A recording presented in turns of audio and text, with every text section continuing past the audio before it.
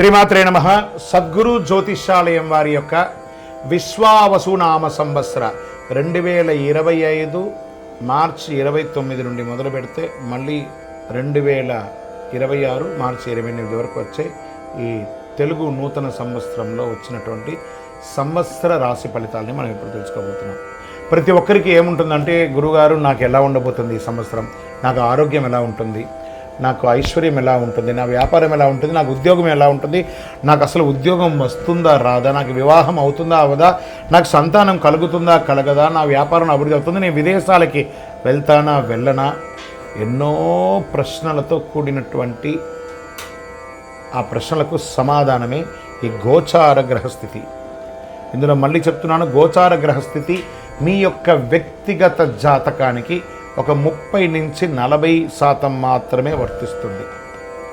మీరు పుట్టినటువంటి ఆ లగ్నం, మీ యొక్క టైం ప్రకారం ఒక లగ్నం ఉంటుంది, మీ నక్షత్రం ఉంటుంది, మీ పాదం ఉంటుంది, దాని ప్రకారంగానే సంపూర్ణ జాతకాన్ని తెలుసుకోవడం కుదురుతుంది.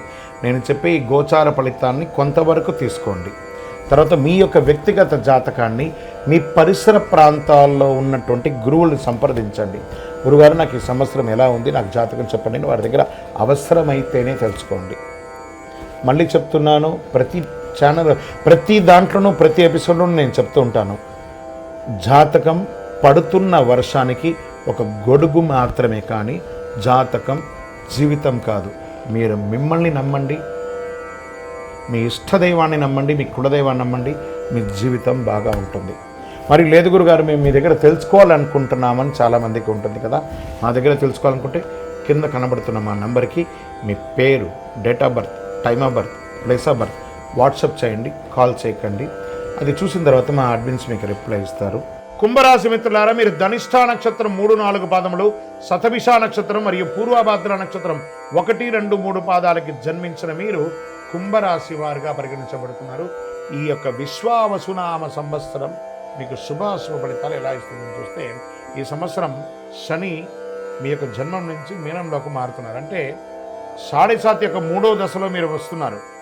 2 దశలు అనుభవించి 3వ దశలోకి వచ్చేసారు. అంటే పాదశనిగా మారిపోతుంది. వీరికి ఈ సంవత్సరం శని జన్మ ద్వితీయ రాశులతో సంచరించే మిక్కిలి శ్రమకరంగా ఉంటుందని కూడా చెప్పవచ్చు. ఇదేదో మీకు బాగా ఉంటుంది, బాగా లేదని చెప్పడం కాదు. ఒక గ్రహం బాగలేకపోయినా మిగతా గ్రహాలు బాగున్నాయి, అవి కూడా చెప్పుకుంటూ వస్తాను. ఏ కార్యంలో సానుకూలంగానికి చాలా ఇబ్బందిగా ఉంటుంది. వృధా కార్యక్రమాలు ఎందు అలసట, భార్యపుత్రాది స్వజన విరోధములు, ఆరోగ్య లోపములు జరిగే అవకాశాలు ఉన్నాయి.